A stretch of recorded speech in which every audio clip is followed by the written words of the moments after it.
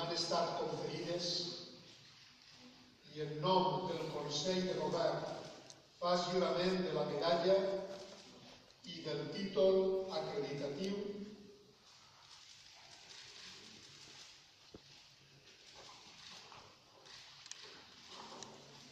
que a efectes honorífics té instituïda la Universitat de València.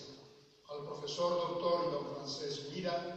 per la seva destacada trajectòria en el desenvolupament de la sociologia i l'antropologia social valenciana, el seu magisteri en aquests àmbits, la seva contribució intel·lectual i cultural en la societat valenciana i la seva destacada activitat en l'àmbit de les nostres lletres.